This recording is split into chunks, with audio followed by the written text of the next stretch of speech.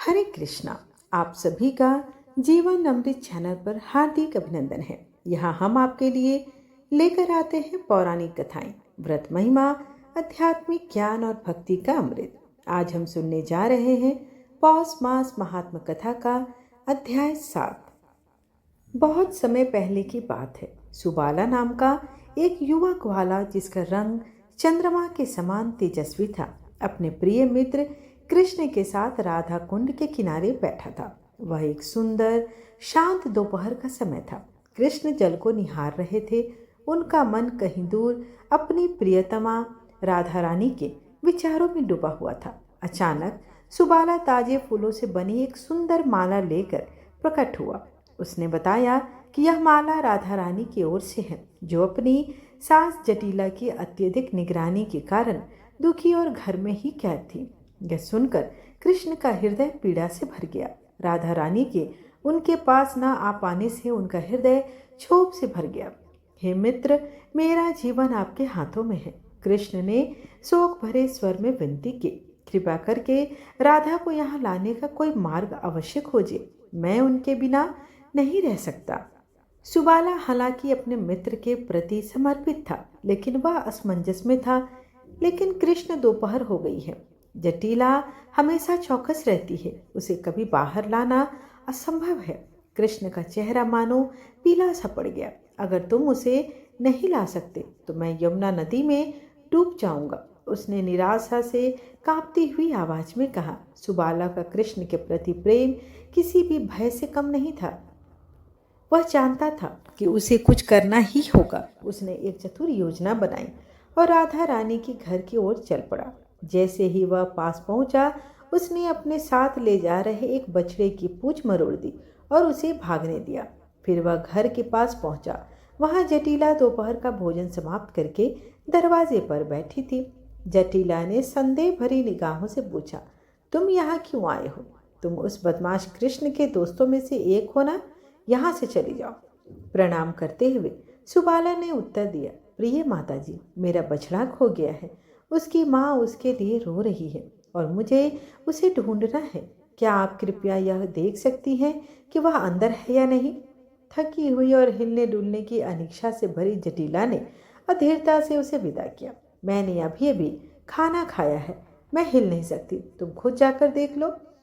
सुबाला का हृदय आनंद से भर उठा। वह जानता था कि यही वह अवसर है जब वह राधा रानी से मिल सकता है। वह जल्दी से अंदर गया और राधा रानी को पाया, जो शोक से रो रही थी। सुबाला ने उन्हें पूरी स्थिति समझाई, कृष्ण की निराशा और उनके आत्महत्या करने की धमकी के बारे में बताया। राधा रानी का दिल भय से भर गया। मैं कैसे जाऊं? वह रो पड़ी, मेरी सास ठीक बाहर बैठी है। ईश्वरी कृपा से प्रेरित होकर सुबाला की बुद्धि अचानक प्रज्वलित हुई। उसने महसूस किया कि उसकी शक्ल राधा रानी से बहुत मिलती जुलती है। हम वस्त्र बदलेंगे, उसने कहा। राधा रानी ने उसकी धोती कुर्ता और पगड़ी ले ली और उसे अपनी साड़ी दे दी। एक युवा ग्वाले के वेश में उसने एक बछड़े को अपने सीने से लगा लिया रखा था। सुबाला ने उसे ऐसा करने के लिए कहा था क्योंकि वह अपने खोए हुए बछड़े को ढूंढने के लिए घर आया था। जब वह जटिला के पास से गुजरी तो उसने ऐसी आवाज में बात की जो कि उसे उम्मीद थी कि सुबाला की आवाज़ जैसी लगेगी। मुझे मेरा बछड़ा मिल गया। जटिला थोड़ी विचलित और राहत महसूस करते हुए उसे विदा करने का इशारा किया। अच्छा, अब जाओ। राधा रानी वेश बदलकर राधा कुंड की ओर तेजी से बढ़ी। लेकिन जब उन्होंने कृष्ण को देखा तो उन्हें एहसास हुआ कि कृष्ण उन्हें पहचान नहीं पाए हैं। सुबाला, तुम राधा रानी के बिना लौट आई हो? कृष्ण ने उदास होकर कहा। मैं अब और यह वियोग सहन नहीं कर सकता। राधा रानी के होठों पर एक शरारती मुस्कान खिल उठी। उन्होंने एक छोटी सी चाल चलने का फैसला किया। उन्होंने बनावटी लड़के जैसे आवाज में कहा, मैं उसे नहीं ला सकी, लेकिन अगर आप चाहें तो मैं उसकी जगह चंद्रावली को ला सकती हूँ। कृष्ण का चेहरा यह सुनते ही उतर गया। उन्होंने गहरे दुख से भरी आवाज से कहा, दही से दूध की प्यास नहीं बुझती। वे इतने निराश थे कि बेहोश होने ही वाले थे। उनकी अत्यधिक पीड़ा देखकर राधा रानी वियोग सहन न कर सकी। उन्होंने उसे कसकर गले लगा लिया। मधुर स्वर में मुस्कुराते हुए उन्होंने कहा, हे मेरे स्वामी, क्या आप अपनी दासी को पहचान नहीं पाए? उसकी आवाज़ सुनकर कृष्ण का चेहरा दुख के परम आनंद में बदल गया। वह विरह में इतना डूबा हुआ था कि उसे अपने सामने खड़ी उसकी उपस्थिति का एहसास ही नहीं हुआ। उनके हृदय फिर से मिल गए और उनका प्रेम सभी बाधाओं को पार कर गया। आइए अब हम रसपान करेंगे प्रभु श्री कृष्ण के एक सच्चे भक्त की कथा और फिर विष्णु चालीसा और आरती के साथ वीडियो का समापन करेंगे। वृंदावन के बाहरी इलाके में स्थित एक छोटे से गांव में एक सरकारी स्कूल था। उस सरकारी स्कूल में भरी कक्षा में एक लड़का बैठा था जिसे शिक्षक समेत सभी अनदेखा कर रहे थे। रघु, बिखरे बाल, फटी हुई वर्दी और ऐसी आंखें जो शायद ही कभी किसी से मिलती थी। वह कभी हाथ नहीं उठाता था, वह कभी दोपहर का भोजन नहीं करता था। वह आखिरी बेंच पर बैठा लड़का था जो अपनी नोटबुक के कोने में अर्थहीन रेखाएं खींचता रहता था। उसके बारे में किसी को ज़्यादा कुछ पता नहीं था, सिवाय इसके कि वह नदी के किनारे एक जर्जर झोपड़ी में अपनी बीमार दादी के साथ रहता था। उसके पिता ने उन्हें बहुत पहले छोड़ दिया था। उसकी माँ बीमारी से चल बसी थी और उसने कभी इस बारे में किसी से बात नहीं की। वह कभी बोलता ही नहीं था। हर दिन स्कूल जाते समय वह भव्य कृष्ण के मंदिर के पास से गुजरता और एक पल के लिए ऊपर देखता। ऐसा करते ही उसके हृदय में एक अजीब सी हलचल उठती। ना तो कोई लालसा, ना ही कोई प्रार्थना, बस एक अजीब सी गर्माहट जिसे वह समझ नहीं पाता था। कभी कभी रघु वहाँ रुक जाता था और माला और मिठाई लिए भक्तों को देखता था और वह सोचता भी था कि वे उस पत्थर की मूर्ति में ऐसा क्या देखते हैं जिससे उनके चेहरे खुशी से चमक उठ जाते हैं। एक दिन सुबह थी और उस दिन सर्दी पड़ रही थी। रघु की दुनिया पूरी तरह बिखर गई। उसकी दादी, जो एकमात्र ऐसी इंसान थी जो प्यार से उसका नाम पुकारती थी, नींद में ही चल बसी। अंतिम संस्कार के लिए पैसे भी नहीं थे, कोई रिश्तेदार नहीं आया। 10 साल से भी कम उम्र का वह लड़का खामोशी और ठंड के बीच अकेले लड़ रहा था। उस शाम वह भटकता रहा, न जाने कौन कौन सहारा दे। उसके कदम उस मंदिर तक ले गए। समझ न आने पर कि वह क्या करे, वह प्रांगण के बिल्कुल पीछे एक खंबे के पीछे छिपकर बैठ गया। जबकि भजनों की मधुर ध्वनि चारों ओर गूंज रही थी, उसने पुजारी को भगवान को गर्म दूध और चीनी अर्पित करते देखा और कृष्ण की मुस्कुराती हुई मूर्ति को हाथ में बांसुरी लिए देखा। उसके भीतर कुछ टूट गया। धीमी आवाज में उसने फुसफुसाते हुए कहा, कृष्ण, सब कहते हैं कि आप बेसहारा लोगों की मदद करते हैं। सबके पास कोई न कोई होता है, मेरे पास कोई नहीं। अगर आप सच में हैं, अगर आप सचमुच मौजूद हैं, तो क्या आप थोड़ी देर मेरे साथ बैठ सकते हैं? तभी अचानक आंगन में हल्की हवा बह उठी। दीपक टिमटिमा रहे थे। उसे हल्कापन महसूस हुआ, जैसे किसी ने पीछे से उसे गर्म शॉल उड़ा दिया हो। उसने अपनी आंखें बंद कर दी, भक्ति से नहीं बल्कि थकान से, और वहीं सो गया। उस रात रघु ने सपना देखा। सपने में वह यमुना नदी के किनारे बैठा था। उसके बगल में एक सुंदर नीली त्वचा वाला, प्रेम भरी आंखों वाला युवक बैठा था। दोनों ने कुछ नहीं कहा। कृष्ण ने बस उसे देखकर मुस्कुराया, उसे एक आम दिया और अपनी बांसुरी बजाई। संगीत उसके लिए औषधि के समान था, जैसे उसकी माँ की लोरी और उसकी दादी के कोमल हाथ। जैसे वह सब कुछ जो उसे लगता था वह खो चुका था। जब रघु जागा तो सूरज अभी उगना शुरू ही हुआ था। उसके ऊपर एक कंबल ओढ़ा हुआ था। उसके बगल में प्रसाद का एक पैकेट रखा था और उस पर सबसे कोमल लिखावट में लिखा हुआ था, तुम कभी अकेले नहीं हो, मैं तुम्हारे साथ हूँ, हमेशा तुम्हारा। ऐसे ही वर्ष बीतते गए। रघु धन दौलत से नहीं बल्कि भक्ति से परिपूर्ण होकर बड़ा हुआ। उसने पढ़ाई की, सेवा की और हमेशा मुस्कुराता रहा। लोग इसकी आंखों की चमक और उसके व्यवहार में व्याप्त दयालुता को देखने लगे। वह शिक्षक बना और सबसे पहले उसने अकेले बैठे बच्चों के लिए आगे की पंक्ति में जगह बनाई। हर परेशान बच्चे में उसे खुद की झलक दिखाई देती थी और हर रात सोने से पहले वह कहता था, धन्यवाद कान्हा, उस रात मेरे साथ बैठने के लिए। मैं कभी नहीं भूलूंगा कि तुम हमेशा मेरे साथ हो, क्योंकि वह त्यागे हुओं का साथी है, पतितों का आनंद है और अयोग्यों की कृपा है। भले ही कोई आपको देख न सके, आपको देखता है। जब आपके बगल में कोई नहीं बैठता तब भी वह बैठता है। जब सारी उम्मीदें खत्म हो जाती है तब भी कृष्ण उम्मीदें देता है। इस प्रकार पौष मास महात्म कथा का अध्याय 7 यहीं पर पूर्ण हुआ। भगवान विष्णु की कृपा आप सब पर सदैव बनी रहे। आप सभी को इस पवित्र पौष मास की अनंत शुभकामनाएं। यदि आपको यह कथा पसंद आई हो तो जीवन अमृत चैनल को लाइक, शेयर और सब्सक्राइब अवश्य करें। अगला अध्याय आपको जल्द ही अपलोड कर दी जाएगी। आइए अब विष्णु चालीसा का रसपान करके आरती के साथ आज की वीडियो का समापन करती हूँ।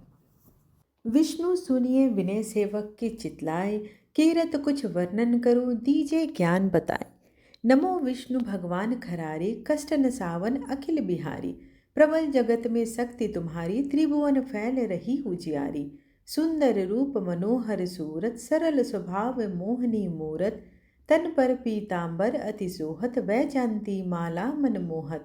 शंख चक्र कर गदा विराजे, दैत्य दैत्य असुर दल भाजे। सत्य धर्म मद लोभ न काजे, काम क्रोध मद लोभ न छाजे। संत भक्त संजन मनरंजन, दनुज असुर दुष्टन दल गंजन। सुख उपजाए कष्ट सब भंजन, दोष मिटाए करत जन सज्जन। पाप काट भव सिंधु उतारन, कष्ट नाश कर भक्त उबारन। करत अनेक रूप प्रभु धारण, केवल आप भक्ति के कारण। धरनी धेनु बन तुम ही पुकारा, तब तुम रूप राम का धारा। भार उतार असुर दल मारा, रावण आदि को संहारा। आप वराह रूप बनाया, हिरण्याक्ष को मार गिराया। धर्म तस्य तन सिंधु बनाया, 14 रत्नन को निकलाया।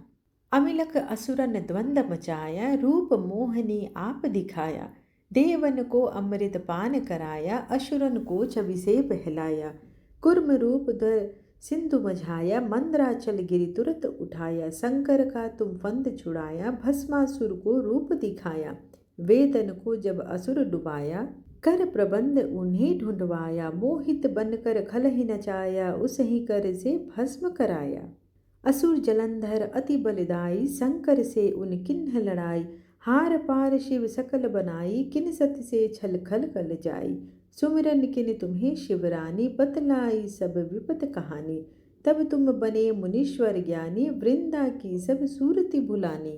देखत तीन दनुज सैतानी, वृंदा आए तुम्हें लपटानी। हो स्पर्श धर्म क्षति मानी, हना असुर उर शिव सैतानी। तुमने ध्रुव प्रहलाद उबारे, हिरण्याकुश आदि खल मारे। गणिका और अजामिल तारे, बहुत भक्त भव सिंधु उतारे। हरहु सकल संताप हमारे, कृपा करहु हरि सिरजनहारे। देखहु मैं निज दरस तुम्हारे, दिन बंधु भक्तन हितकारे। चाहता आपका सेवक दर्शन, करहु दया अपनी मधुसूदन।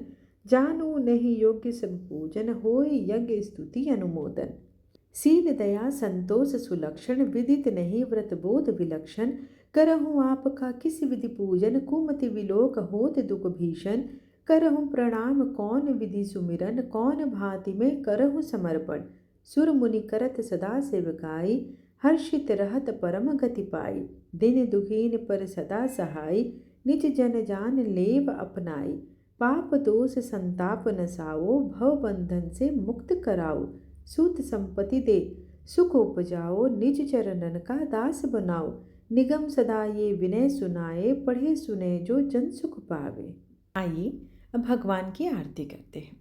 ओम जय जगदीश हरे, स्वामी जय जगदीश हरे। भक्त जनों के संकट क्षण में दूर करे। ओम जय जगदीश हरे। जो ध्यावे फल पावे, दुख बिन से मन का सुख संपत्ति घर आवे। कष्ट मिटे तन का, ओम जय जगदीश हरे। मात पिता तुम मेरे, शरण गहूँ मैं किसकी। तुम बिन और न दूजा, आस करूं मैं जिसकी। ओम जय जगदीश हरे। तुम पूर्ण परमात्मा, तुम अंतर्यामी, पार ब्रह्म परमेश्वर, तुम सबके स्वामी। ओम जय जगदीश हरे। तुम करुणा के सागर, तुम पालन करता, मैं मूरख खल कामी, कृपा करो भरता। ओम जय जगदीश हरे। तुम हो एक अगोचर, सबके प्राणपति, किस विधि मिलूं दयामय, तुमको मैं कुमति। ओम जय जगदीश हरे। दिन बंधु दुख हरता, तुम ठाकुर मेरे, अपने हाथ उठाओ, द्वार पड़ा मैं तेरे। ओम जय जगदीश हरे। विषय विकार मिटाओ, पाप हरो देवा, श्रद्धा भक्ति बढ़ाओ, संतन की सेवा। ओम जय जगदीश हरे। तन मन धन और संपत्ति, सब कुछ है तेरा, तेरा तुझको अर्पण, क्या लागे मेरा। ओम जय जगदीश हरे। श्री जगदीश जी की आरती जो कोई नर गावे, कहत शिवानंद स्वामी, मन वांछित फल पावे। ओम जय जगदीश हरे।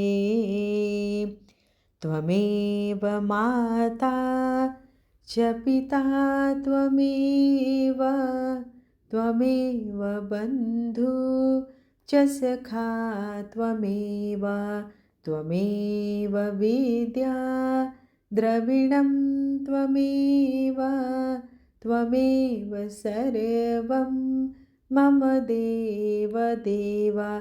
आरतीं समर्पयामि विष्णुदेवताय नमो नमः। आशा करती हूँ कि आपको आज की कथा और आरती पसंद आई हो। वीडियो पसंद आए तो चैनल को लाइक शेयर एंड सब्सक्राइब करना बिल्कुल ना भूलें। धन्यवाद।